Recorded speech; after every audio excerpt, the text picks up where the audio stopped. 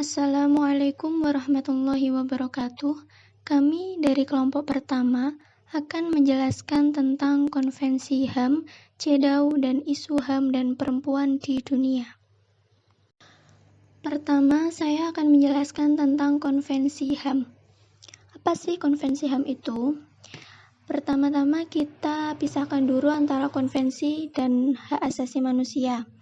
Konvensi menurut KBBI adalah permufakatan atau kesepakatan, sedangkan hak asasi manusia adalah hak yang melekat pada setiap manusia dimanapun, kapanpun manusia itu berada tanpa memandang siapa manusia itu. Jadi kesimpulannya Konvensi HAM adalah perjanjian antara beberapa negara atau perjanjian multilateral terkait hak asasi manusia sehingga konvensi ini tergolong hukum internasional. Berikutnya adalah sejarah tentang Konvensi HAM, yaitu terungkapnya kekejaman yang dilakukan oleh Nazi pada Perang Dunia II dan Piagam PBB sebagai kesepakatan masyarakat internasional tidak secara rinci menyebutkan hak-hak yang dilindungi. Nah, karena dua alasan tersebut, maka masyarakat internasional perlu adanya deklarasi yang menyatakan hak-hak asasi manusia yang bersifat universal. Juga berdasarkan pada pasal 68 Piagam PBB, Dewan Ekonomi dan Sosial memiliki kewajiban untuk membentuk komisi dalam bidang ekonomi dan sosial, serta mendukung masalah hak asasi manusia. Maka dari itu dibentuklah UNCHR atau United Nations Commission on Human Rights pada tahun 1947. Dan setelah terjadi pertemuan dari beberapa perwakilan negara, seperti yang sudah saya sebutkan di makalah, pada tanggal 10 November tahun 1948, Majelis Umum PBB mengadopsi Deklarasi Universal HAM. Deklarasi itu kemudian terbagi menjadi dua bagian, yaitu Economic dan Social Rights dan Civil and Political Rights, yang kemudian pada tahun 1952 diputuskan untuk dibentuk menjadi ICCPR dan ICESCR. Selanjutnya, dalam PPT sudah saya tampilkan struktur dari Deklarasi Universal HAM, di mana dalam struktur tersebut terdapat instrumen HAM. Apa sih yang dinamakan instrumen HAM? Instrumen HAM adalah alat atau sarana sebagai dasar hukum perlindungan dan penegakan HAM. Dapat kita lihat yang berada dalam pojok atas kiri itu yang namanya instrumen HAM yang berada dalam satu kotak.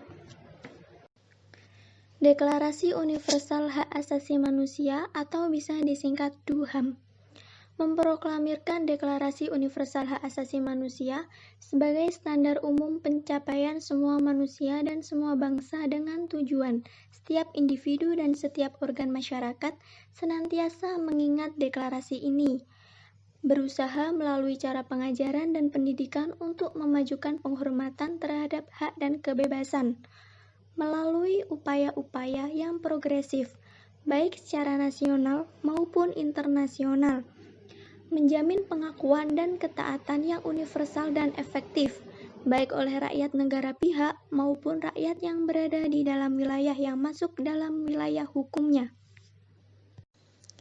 Deklarasi Universal Hak Asasi Manusia terdiri dari 30 pasal yang mencakup sekumpulan hak yang lengkap, baik itu hak sipil, politik, budaya, ekonomi, dan sosial tiap individu maupun beberapa hak kolektif. Selain itu, ditentukan juga larangan-larangan demi menjalin perlindungan terhadap hak-hak asasi manusia. Untuk penjelasan dari pasal-pasal tersebut sudah saya cantumkan dalam makalah. Yang terakhir adalah struktur dari Deklarasi Hak Asasi Manusia. Ada 8. Yang pertama, ICESCR, yaitu Kovenan Internasional Hak Ekonomi, Sosial, dan Budaya. Selanjutnya yang kedua, ICCPR, yaitu Kovenan Internasional Hak-Hak Sipil Politik. Yang ketiga, ICERD adalah Konvensi Internasional tentang Penghapusan Segala Bentuk Diskriminasi Rasial. Yang keempat, CEDAW, yaitu Konvensi Penghapusan Segala Bentuk Diskriminasi Terhadap Perempuan. Yang selanjutnya tentang CEDAW ini akan dijelaskan oleh Mbak Diah. Yang nomor 5, CAT, yaitu Konvensi Anti Penyiksaan. Selanjutnya ada CRC, yaitu Konvensi Hak-Hak Anak, yang akan dijelaskan oleh kelompok berikutnya, yaitu kelompok 2.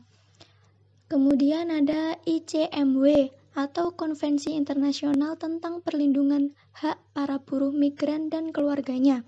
Yang terakhir ada CRPD, yaitu Konvensi Hak Penyandang Disabilitas. Selanjutnya ialah isu yang berkenaan dengan HAM dan perempuan di dunia. Yang pertama, isu HAM di dunia. Nah, ini saya ngambil contohnya Israel sama Palestina. Nah, itu kan masih belum selesai ya pertikaiannya, maksudnya perangnya. Bukan perang sih. Apa ya? Pertengkaran, perdebatannya masih belum selesai. Nah, di sini nih Komisaris Tinggi HAM untuk Timur Tengah menyatakan bahwa sudah lebih dari setengah abad Israel itu menjajah Palestina. Nah, pelanggarannya Israel itu pembangunan pemukiman ilegal Yahudi, menghancurkan dan penggusuran rumah warga sipil Palestina, serta pembunuhan dan pembantaian terhadap warga sipil. Selain itu, aksi penangkapan terhadap anak-anak dan penyiksaan di penjara, dan masih banyak lagi pelanggaran HAM yang telah dilakukan Israel. Dan sampai saat ini masih belum selesai. Masih belum bisa ditemukan titik permasalahannya, titik penyelesaian permasalahan dari pertikaian mereka tersebut. Nah, selanjutnya isu perempuan di Indonesia.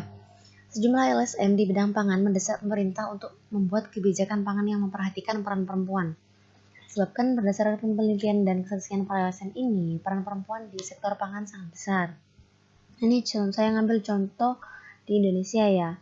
Pangan di sini mencakup hasil pertanian, perikanan, dan perkebunan. Nah, desakan ini datang dari Aliansi untuk Desa Sejahtera, KRKP, Kiara, dan Sawit Watch di Kedai Cikini. Nah, contohnya itu kebijakan yang dikritik itu penggunaan benih hibrida. Nah, pemerintah itu tidak menyadari bahwa penggunaan benih padi hibrida akan mengurangi peran perempuan sekaligus bisa mengurangi penghasilan perempuan. Nah, pasalnya benih hibrida ini hanya digunakan untuk satu kali dalam masa tanam, sehingga petani harus membeli benih hibrida yang baru dari pabrikan. Ya. Padahal peran petani perempuan dalam pemulihan benih ini selama ini cukup besar karena perempuan dianggap lebih teliti dalam hal ini. Nah, di lumbung pangan yang sekarang sudah berdiri kan 14 kabupaten, banyak petani perempuan terlibat dalam seluruh proses dan kegiatan pertanian. Nah, misalnya di Yogyakarta, petani perempuan berperan dalam menyiapkan benih, mengelola lumbung benih, serta menanam dan menyiangi padi. Lumbung pangan itu semacam komunitas pangan yang pembentukannya itu didorong oleh KRKP itu tadi. Ya. Di daerah lain masih banyak petani perempuan masih hidup miskin, bahkan di Karawang saat ini masih banyak perempuan yang berprofesi sebagai pemungut sisa-sisa hasil panen. Di sektor perikanan, Kiara juga mencatat peran perempuan yang sangat besar juga. Seperti itu. Nah, jadi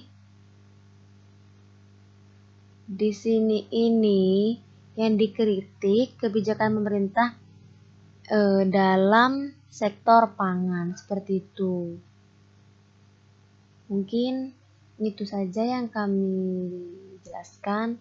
Mungkin untuk selengkapnya bisa dibaca di makalah, nggih. Terima kasih. Sekian presentasi dari kami. Wassalamualaikum warahmatullahi wabarakatuh.